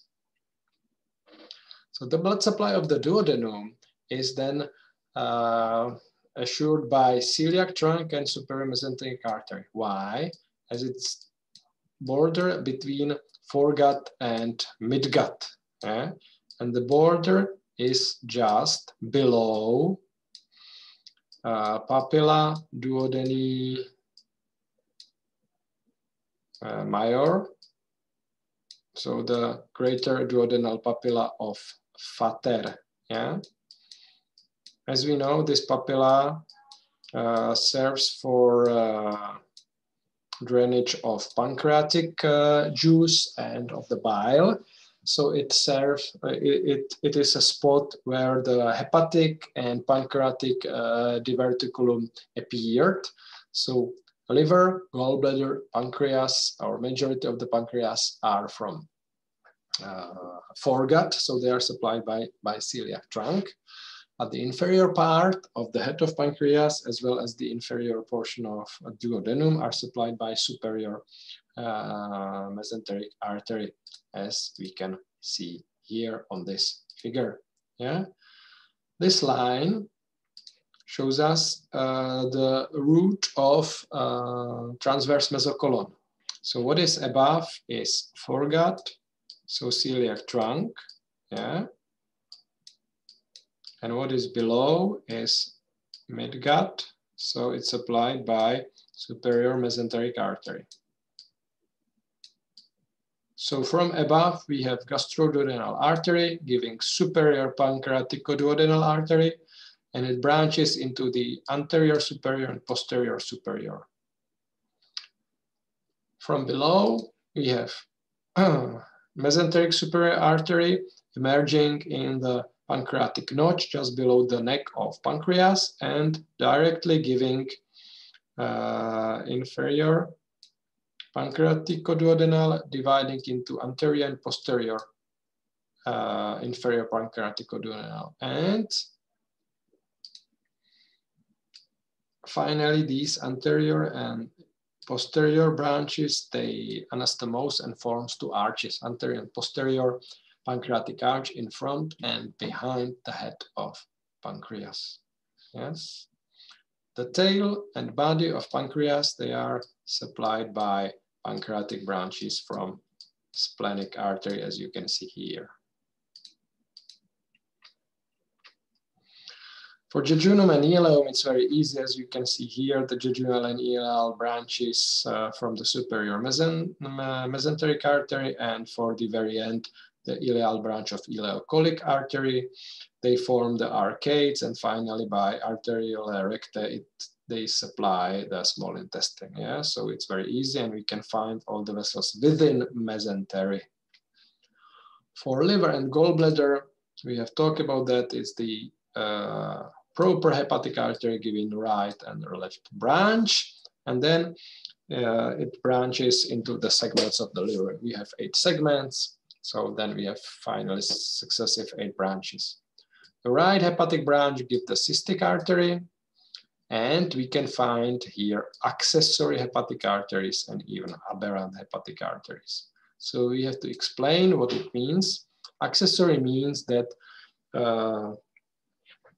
in addition to proper hepatic arteries branches, there can be an accessory branch coming from some other source, either from superior mesenteric or from left gastric. And in the case of, if we have a vessel which we call aberrant hepatic artery, it means that there is no proper hepatic artery, and the hepatic artery is originating aberrantly. That means from a totally different source, and it's mainly from superior mesenteric artery. You can see it's only 2% of cases, but in these 2% of cases, if you close the aberrant hepatic artery, you can cause ischemia of liver and death of the patient. So the surgeons should have to know about that. So this just shows us the normal arrangement. So common hepatic, proper hepatic, and left hepatic, right hepatic, and here is cystic. And the cystic artery we can find inside cystohepatic triangle of Callot. So Callot's triangle, which is bordered by cystic duct, common hepatic duct, and a border on the inferior margin of the liver. And here we can close the cystic artery during cystectomy, so removal of the gallbladder. Yes. As for the hepatic artery variations, we should know that 75% is normal, but in the other one, in the 25%, we can find an accessory or an aberrant artery. The aberrant means also a replaced. Here you can see just information about incidence of these accessory or aberrant branches from superior mesenteric or left gastric arteries. As I said, what is important, that totally aberrant common hepatic artery coming from superior mesenteric artery, it can appear in up to 2%. Yeah? Why it's clinically important? As we can find this artery, and we can see it here, from superior mesenteric artery branching here and running in front of the pancreas. So you would not expect any large vessel in front of the pancreas, yeah? And that's why you can cause accidentally bleeding from this artery and closure of the artery, and then problems in the patient. For the blood supply of the large intestine, when we come back to the information which we know, that the border is here we have the root of the mesentery, and the root of the mesentery then divides this area into the right and left paracolic space. Then we know that the right space is supplied by superior mesenteric artery, yeah, which we have here. And the left paracolic space is supplied by inferior mesenteric artery, which we have here. So then the border in between we can find in this area. So from the right, for the right paracolic space from the superior mesenteric artery, it gives the middle colic artery for transverse colon, right colic artery for ascending colon, and ileocolic artery, which supplies then cecum, yeah, and appendix. On the left side, we have left colic artery for descending colon, sigmoid arteries, usually 2 to 4 for sigmoid colon, and continuation of inferior mesenteric artery. Across linea terminalis into lesser pelvis is called superior rectal artery, and it supplies majority of the rectum. As I said, the border is located at the left colic flexure. The border here is border between the midgut, yeah, which is supplied by superior mesenteric artery, and the hindgut supplied by inferior mesenteric artery, and it's also the border of the innervation. This is innervated by vagus nerve, yeah, so the foregut and midgut is innervated by vagus nerve. Opposite, the hindgut is innervated by sacral parasympathetic fibers coming from S2 to S4, yeah, so that's for the innervation. The arteries form here an anastomosis between the middle colic and the left colic, and the anastomosis is called great anastomosis of Haller or of Riolan. Yeah, you can see it here. To conclude, the anus and anal canal are supplied by middle rectal and inferior rectal arteries, which are branches from internal iliac artery. Yeah, it gives directly the middle rectal, which supplies mainly the pelvic floor muscles and the adjacent part of rectum, and it gives the internal pudendal artery, which you already know from Moorcock's canal, and it gives the inferior rectal artery supplying the anal canal and anus. So this is the blood supply of large intestine. Here, just to give some information about the superior and inferior mesenteric artery. So the superior mesenteric artery originates at the level of L1, only 1 centimeter below celiac trunk. So when you saw it in figures, it's usually drawn emerging here in the pancreatic notch, just behind the neck of pancreas, but it originates a bit higher here at the level of L1, and it descends hidden behind pancreas, and here it appears entering the mesentery. Yeah, so it's, as I said, behind the neck of the pancreas. Of course, dorsally we find aorta, and in between aorta and superior mesenteric artery we find the left renal vein. Yeah, very important that the left renal vein can be entrapped between aorta and the origin of superior mesenteric artery. Next to it and behind we find the uncinate process and the inferior part of duodenum. If there's a closure of the superior mesenteric artery, yeah, the acute one, then the mortality is very high, as the whole small intestine is ischemic and necrotizing. The superior mesenteric artery, as it crosses here the inferior part of duodenum, it can compress the inferior part of duodenum. Then it's called the superior mesenteric artery syndrome. And if it is narrowed by atherosclerosis, it can cause pain after eating, which is called abdominal angina. Yeah, that's the pain caused. It's a vascular pain caused by atherosclerosis. So that's for the superior mesenteric artery, which we can see on this angiography. Nicely, you can see the trunk and then the vessels for the small intestine and vessels for the large intestine here on the right side.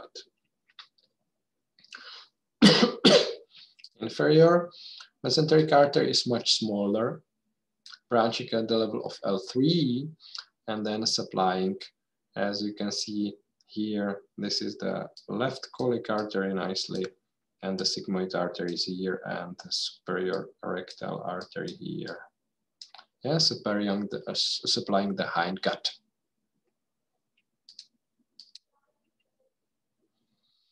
Here again, a figure for the large intestine vessels, and we have not talked about the area of the ileocecal transition. So we have the ileocolic artery, and it gives 5 branches.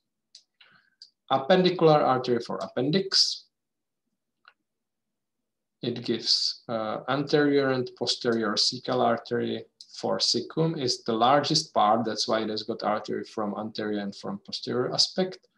And then it gives so-called ramus ilealis for terminal ileum, and ramus colicus, a small branch for ascending colon.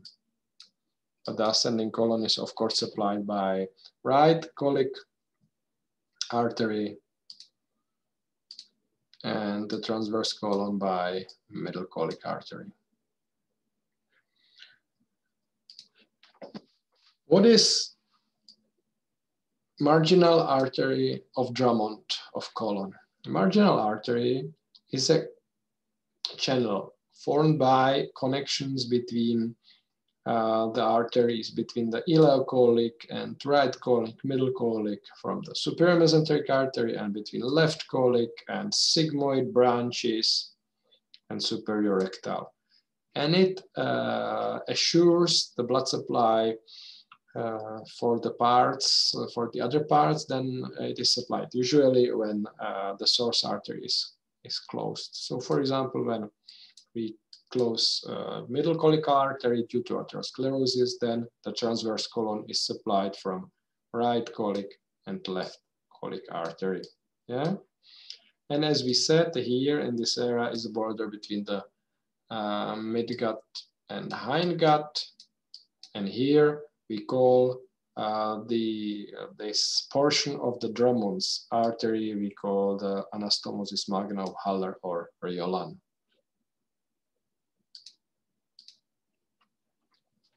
And to conclude the vessels, we should talk about the veins shortly. So the counterpart of abdominal aorta is inferior vena cava. It originates as a confluence of common iliac veins at the same level where there is a bifurcation of abdominal aorta, so L4.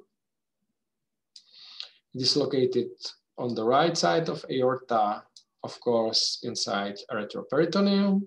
There are no valves, which is important, but in 1 to 2% we can find doubled parts, mainly the infrarenal part, but of course it can happen also suprarenally. Yeah. It is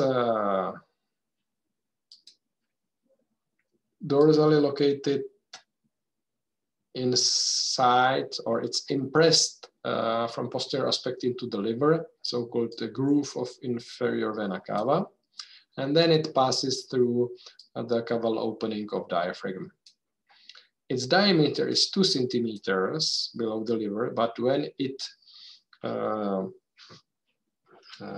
receives the 3 hepatic veins from the liver, taking the blood from the portal vein through the liver then back. So you can see the 3 hepatic veins, right, left, and middle. Then it is enlarged to the largest vein of the human body. Yeah, so the short segment between liver and right right atrium, into which it terminates at the level of T8. It's 3.5 centimeter large. And you can assess this by ultrasound. So what are the tributaries? The tributaries are similar to the branches of abdominal aorta. So we have parietal ones, so which are common iliac, and 4 pairs of lumbar arteries. Of course, inferior phrenic arteries from diaphragm, and from below the median sacral vein. But median sacral vein usually drains into vena iliaca communis sinistra, into the left one. We have visceral ones, which also matches the artery. So we have the renal ones. We have the testicular and suprarenal. Suprarenal is only one. Yeah, we have only one suprarenal, not 3 as the arteries. But you can see that on the right side, they drain directly into the inferior vena cava, as the inferior vena cava is located on the right side. On the left side, they drain into renal vein first. So we have the ovaric or testicular left, and we have the suprarenal left, draining into renal vein first, and then the renal vein takes the blood into inferior vena cava. I show you in a figure. And do not forget that at the end we have 3 hepatic veins draining. Yeah. So let's look at the figure to see. So this is posterior aspect on the right side. On the left side is the anterior aspect.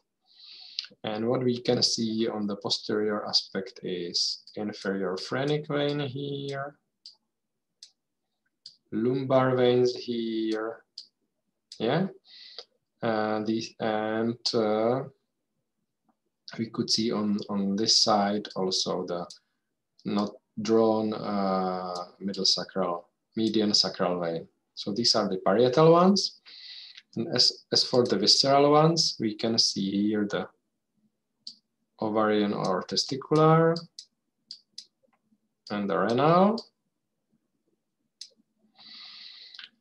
And suprarenal, suprarenal is not well drawn here. Yeah, here, suprarenal. That's on the right side. On the left side, you can see that the suprarenal and the ovarian or testicular, they drain, or we can call them a gonadal. Yeah, from gonads, they drain into left renal and then into inferior vena cava. Yeah, so that's the difference. Of course, there are some retroperitoneal veins draining the fat pad, and here, for example, ureter. Yeah, so this is the ureteric vein. So that's inferior vena cava. And finally, the portal vein. The portal vein, as you see from the figure, drains the unpaired organ. That means abdominal part of esophagus, stomach, duodenum, small intestine, large intestine, and majority of the rectum, plus glands, that means liver and gallbladder, pancreas, plus spleen, as it developed within the dorsal mesogastria. Yeah? There are again no valves. And where it originates, that's very important. It originates behind the head of pancreas. So behind the head of pancreas here, from the splenic vein and superior mesenteric vein. So splenic and superior mesenteric vein. How is it with the inferior mesenteric vein? The inferior mesenteric vein usually drains into the splenic vein. Yeah? Usually, but it can drain into superior mesenteric, or it can drain directly into the origin of portal vein. What is important, during surgery, it is not visible, as is hidden behind the head of pancreas, but it can be visible, of course, by CT, MRI, or ultrasound. The portal vein then receives some direct tributaries. You can see that the direct tributaries are here, the left gastric and right gastric. And here it's the cystic vein. Yeah, so these are the direct tributaries. And then it bifurcates inside the liver into right and left branch. Here we can see another direct tributary. It runs within round ligament of liver, or ligamentum teres hepatis, and it's called paraumbilical veins. So if we come to direct tributaries, we have the right and left gastric. Yeah, right and left gastric. We have cystic. And now we have talked about the veins which run along the here and here, along the round ligament of the liver, so ligamentum teres hepatis, and they are called paraumbilical. They are quite small, but they can get enlarged in some clinical situations. And then we have prepyloric vein, which is a short vein from pylorus. So what is the clinical situation? The clinical situation is called portal hypertension. Yeah? Portal hypertension is caused by several reasons. The most common reason is liver cirrhosis. So then the blood cannot flow easily through the liver. It's stuck in front of the liver, so there's a hypertension, and the blood has to get into the heart by some other ways. Yeah, it has to get there by branches of inferior and superior caval vein, which are different. So we call them portocaval anastomosis. And you have already talked about some of them. So the first group is here between the gastric and esophageal veins. Yeah? Gastric veins drains into portal vein, esophageal veins drain into superior vena cava. If they are enlarged, they can cause varices. Where we find them concerning the wall of the GIT tube, we find them both in submucosa and in adventitia. In adventitia, then we call them paraesophageal varices, and they cause no problems clinically, but in submucosa, they can cause problem as esophageal varices. And the main problem is bleeding. So these are these communications between esophageal and gastric veins. On the other side of the GIT tube, there are communications here between a superior rectal vein, which drains into inferior mesenteric vein, and middle and inferior, which drains into internal iliac vein, and of course then into common iliac and inferior vena cava. Yeah, the veins are similar to the arteries. So then they can cause hemorrhoids. So rectal venous plexus is second portocaval anastomosis. The third portocaval anastomosis is located at the umbilicus. So here now we can see the enlarged paraumbilical veins around the round ligament of liver, which interconnects liver and umbilicus. And then it continues in 3 channels. First channel is subcutaneous veins. Second channel are veins inside rectus abdominis muscle. Yeah. And you know these.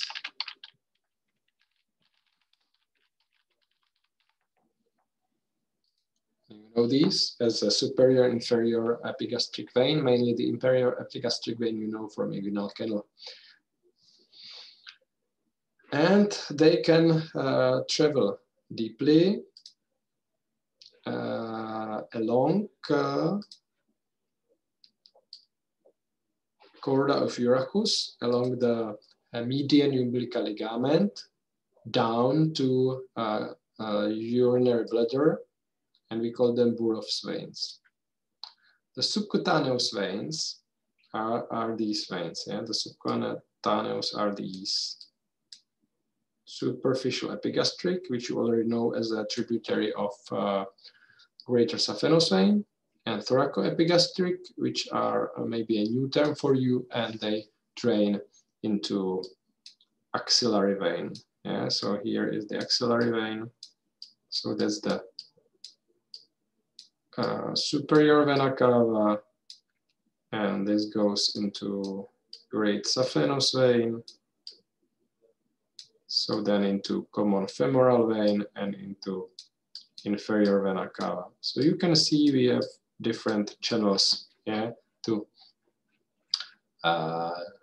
relieve the liver circulation. Okay, another area are the subcapsular veins of liver, especially in the area of area nuda, which you know that is the area where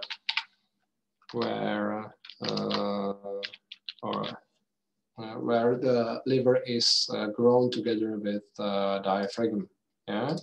So where we find this, it's located somewhere here above. Yeah.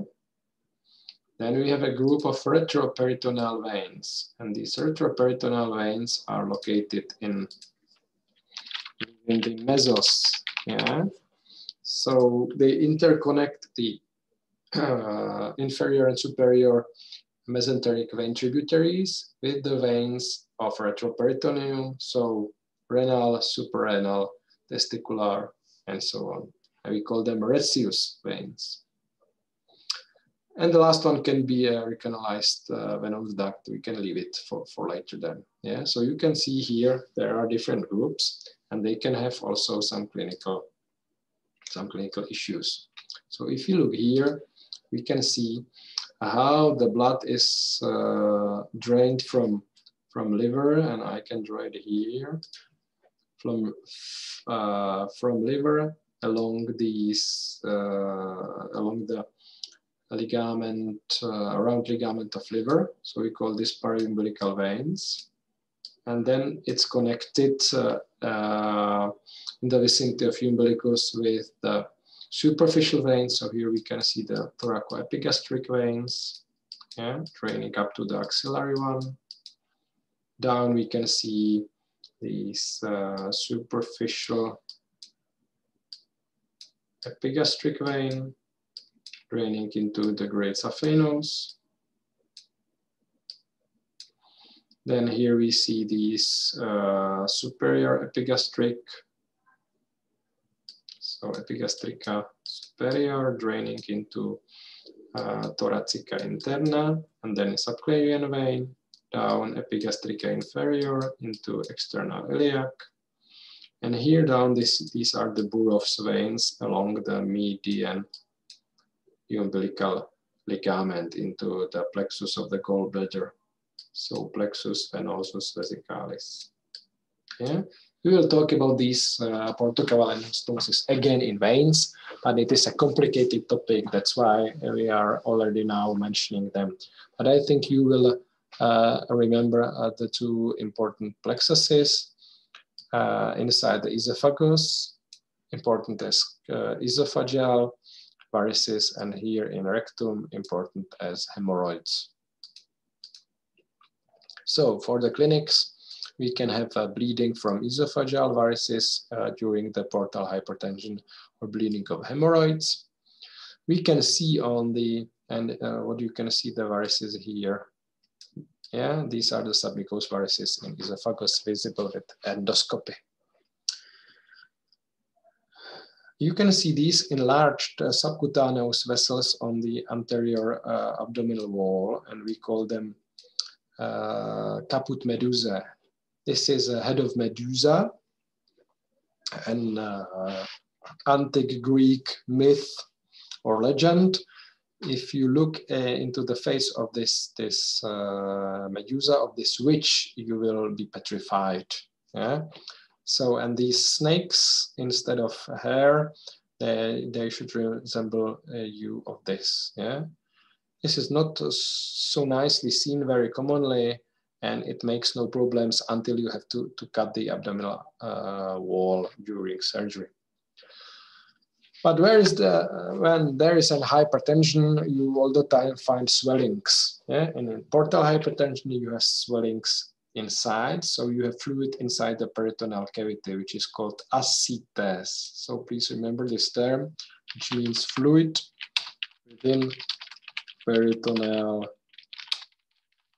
cavity. Yeah? And there can be up to 40 liters of the fluid.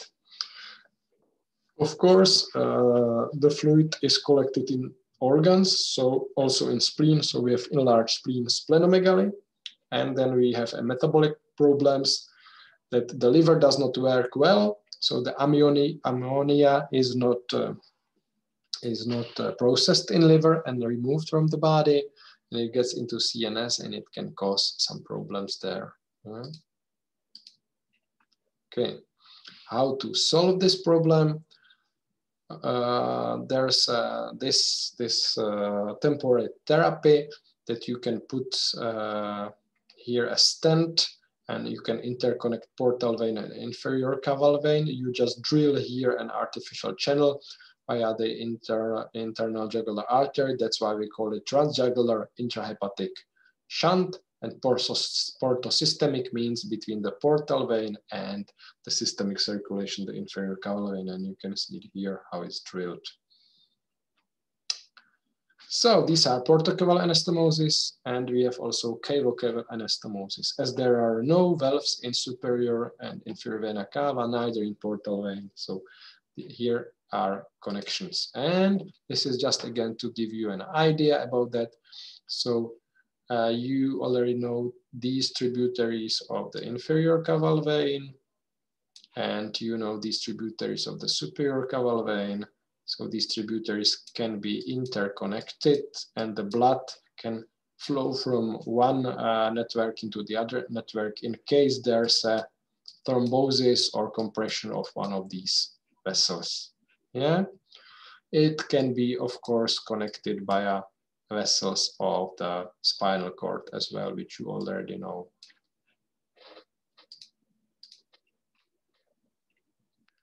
So that's all for the topic of the abdominal vessels and peritoneum. Thank you very much for the attention, and good luck at the test and final exam. Goodbye.